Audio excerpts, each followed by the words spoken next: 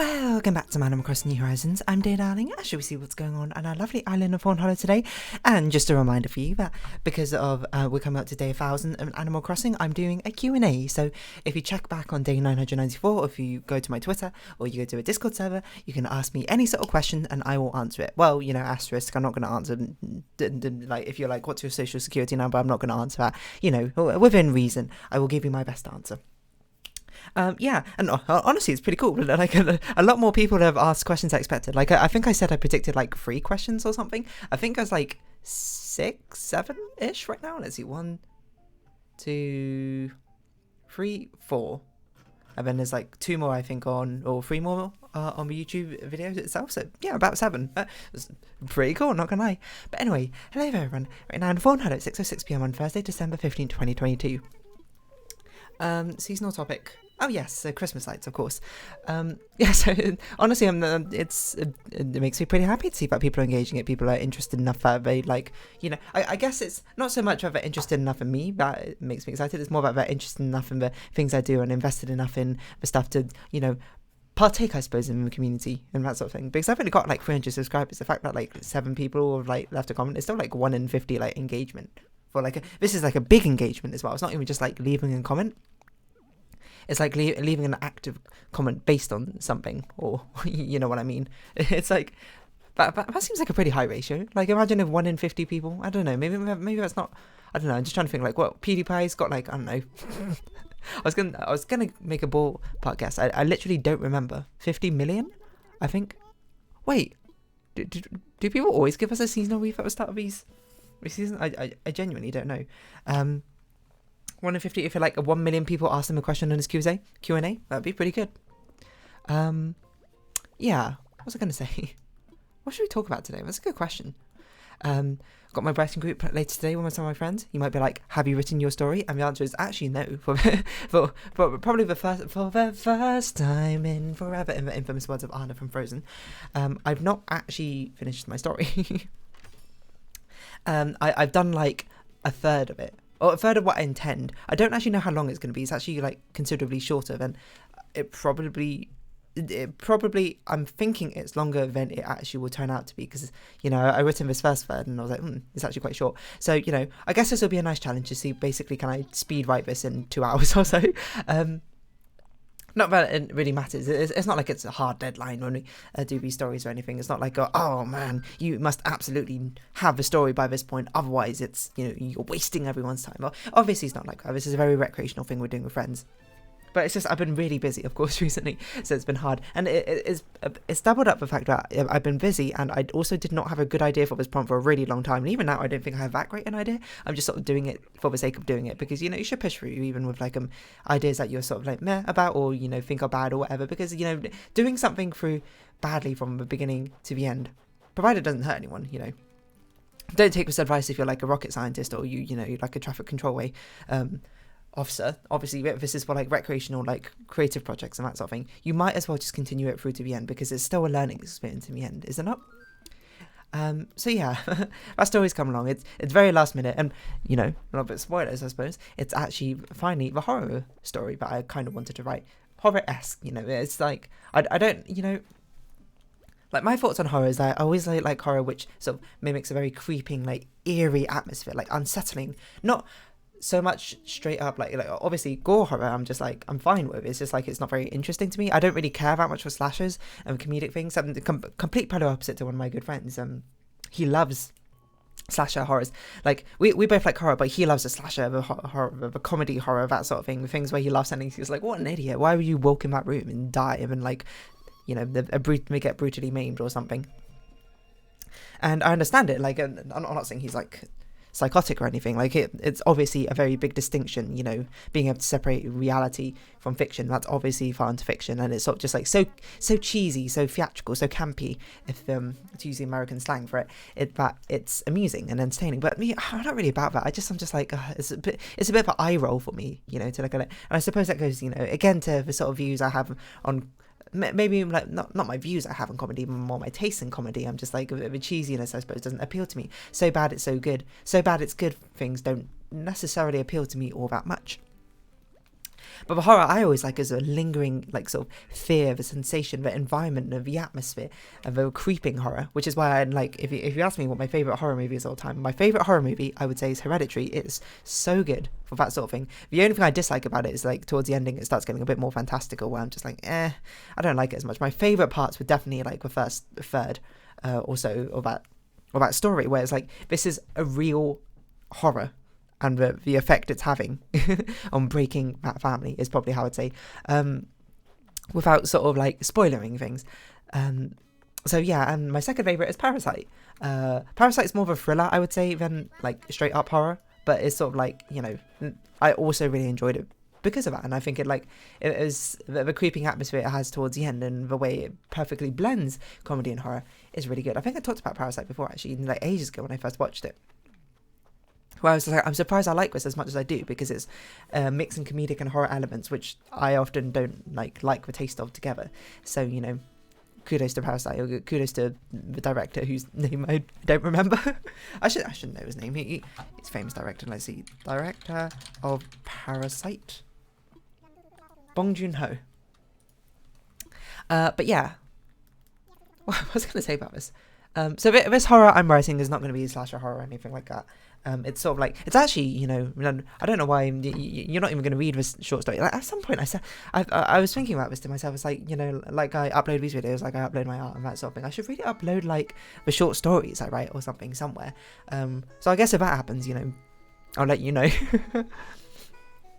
Because I don't think these short stories are like amazing or anything like that, but I feel like it's always nice to sort of share your creative works, and you can see improvement that I've been through. You can see where I shine, you can see where I don't shine, and then, you know, you can always field critique and that sort of thing. Or you know, some people just might find it and be like, yes, this is exactly my jam, this makes me happy, thank you for uploading it. And you know, that's what I want, you know, that's what life should be like, shouldn't it?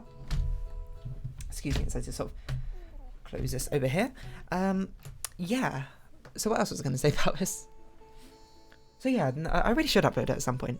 You know, it's just like another sort of account to manage and that sort of thing. But I will at some point, because I have thought about it, and I'm like, I should do this at some point. And plus, it's nice to have like a sort of online record, not just like outside of Google Docs of these other things that I'm writing or have written about. But yeah, the story I'm writing is actually strongly inspired. Like, as I said, we had like 6 weeks of this, and it got delayed and pushed back again, and here I am writing it last night. I was meant to write more of it last night, but I just couldn't, like, it was something I hadn't like thought through, so I basically had no idea what I was doing for it. So like, not when it ended up not being able to type anything, because normally when I write these short stories, I tend to think about it, you know, as I go to sleep, and it's built up. Like, I think about it like for about a week or something, like building up in my head of how I wanted to go, and then, you know, it's easy writings, I suppose, when I start being able to write it, when I just sit down and be like, here we go, let's like knock it out.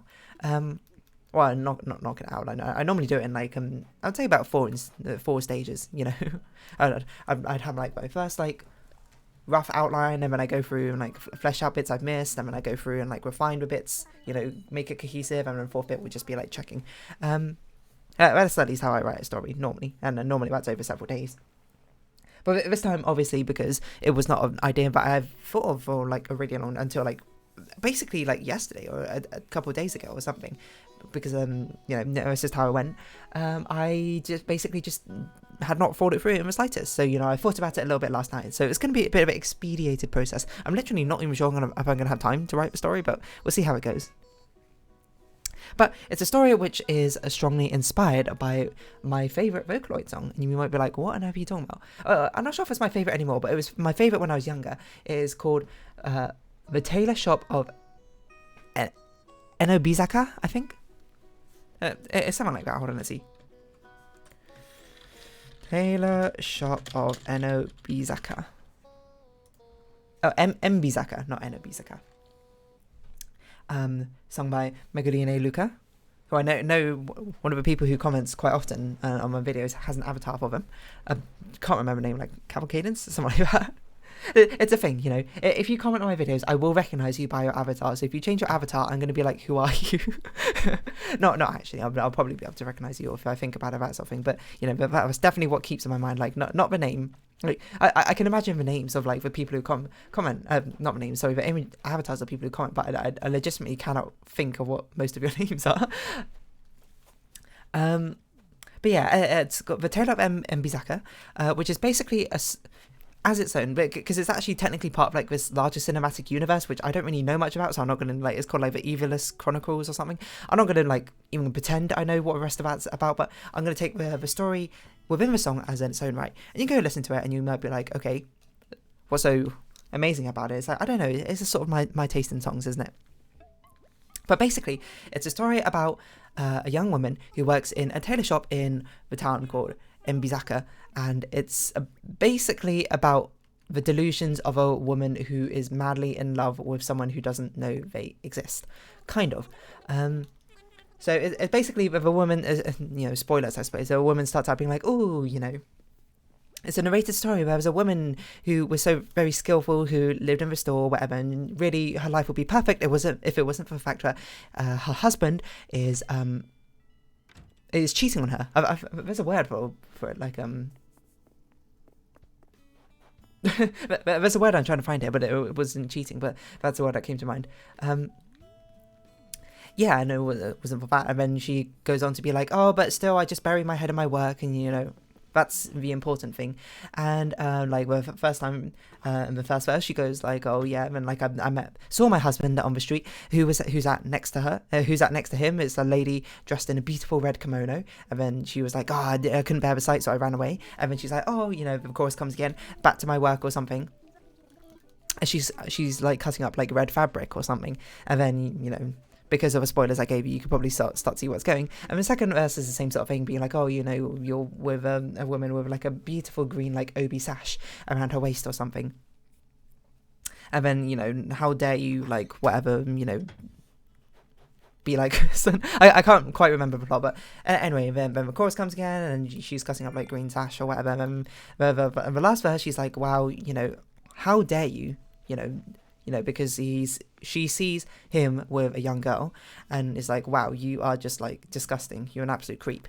And the girl has like this beautiful, like was given this beautiful like floral hairpin or something by her husband. It's like, how could you be like this? And then it goes to the chorus, and then she's like, why are my scissors like so weird? And then she like the final verse is like, oh, there's been the town is relatively quiet, probably because like all these murders keep happening or that sort of thing. And then she dresses herself up in the red kimono, the green obi sash, and puts a yellow floral hairpin in her hair to go greet her husband. And then it goes to a chorus again, and the final verse is all like, oh, I can't believe my husband was just like, oh, hi, who are you? Like, hi, have I met you before? Like, pretending that he's never seen me before. And then it's a revelation where all the stories now neatly tied together, where it's like, oh, this is not actually her husband. This is just some random person that she's fallen in love with, and she, in her mind, is so obsessed with him that she thinks he's her husband. And that the people she's murdering was wife, eldest daughter, youngest daughter, people he loved and cared for. And then that's why he acted like he never seen her before, because he literally hadn't. He is like, I have no idea who you are. Hello, nice to meet you. Wait a minute, are you wearing my deceased family's clothing? And she just like murders him. So that's generally, that is, you might be like, why is that your favourite, Vocaloid song of all time? It was because, I don't know, edgy teenage. It's not really edgy teenage me, and it's mainly because I like the sound of it, I'm going to be honest. And I suppose a bit of a contrast. It's sort of like the revelation of a story. It was like, whoa, that's pretty cool. Of like an insane woman or whatever. Anyway, so yeah, I mean, that series of songs, the Seven Deadly Sins, Vocaloid songs are really probably some of my favorite series of songs. You might be like, what's your second favorite out of that series? I don't actually know. I don't know, but the Greed one's pretty good. The Daughter of Evil, whatever it's called. Akuno Hana something. What? Crystal Ball? That's not what I meant. That's not a fish. That ain't a fish. This is a dace. That's not a dace. Oh, so you played Bally Daisy before. I don't even know what I was saying anymore. Yeah. So that's generally kind of what my short story's about. Because you might be like, oh, there's no like gruesome details about murder, like stabbings, like blood. Oh, hopefully this doesn't get age restricted. But there's not, things about, the passing of someone and ketchup and cutting with scissors. I was trying to think how to like kidify those. Well, you don't want to go too young either, because otherwise you'll get put on YouTube Kids, and then, you know, that's just another prison. But it's like, yeah, that's sort of what my story's about, except for it was like less extreme. You know, no, I kind of like the story is told in that way, and I have less of a focus of trying to be like, gotcha, this person's a murderer. I just wanted to, I want to try and make an uneery sort of weird feeling, such that you read a story and you're like, this doesn't feel like natural. This doesn't feel like a human being speaking. It's actually just like, you know, a monster, not like a literal monster, but like a monster of a human being. You get what I mean? You know, it's kind of like, I'm trying to make, I don't know, like Misery. That movie. By the way, I've never seen Misery. I've been told I would like Misery, so maybe I should watch it at some point. But yeah, I wonder what I'm going to title this episode. Eerie atmosphere? No. Unnerving story. No. That sounds clickbaity, because it's like I'm going to tell you an unnerving story. But it's sort of like, basically the concept I'm trying to go for is like, how do I express something feeling off? Maybe that's what I'll call it. Something feeling, no, because something feels off. I mean, for one, that sounds like something I would title like a Let's Play video. It's just like, how do you convey that something feeling off sort of atmosphere? And the way I'm choosing to do it is I'm choosing to make the sentence structure feel quite stilted, because usually you want to have like a variety of sentence structures, long sentences flowing, punctuated by shorter ones, you know, like music, you want a little bit of variety of it. But mine's like, I'm keeping it more monotonous than usual. Like, everything sort of is in a very sort of tight group of medium-esque sentences, which hopefully, when you read it, be like, well, I mean, you might read it and be like, this feels monotonous, but hopefully, the intended effects, you read it and feel like, this is something wrong. This feels weird. Now, you might be like, that seems like a bit of an ambitious aim for someone like you who is not, you know, you're not an adept writer or anything like that. You're just, you know, you're amateur. You're a hobbyist writer. And that's true, you know. But, well, what's the point of doing these things if you know, I'm not planning to go pro with creative writing at any point. Am I planning to publish a book? No. Am I planning to write stories? Maybe. Or create stories at some point? Maybe. But not normally through a written medium, I would say. But what's the point of doing these sort of things if you're not willing to challenge yourself a little bit? Like, obviously, it's conversation. Did you hear it, dear? I feel like a teacher because he just called me Miss Fauna.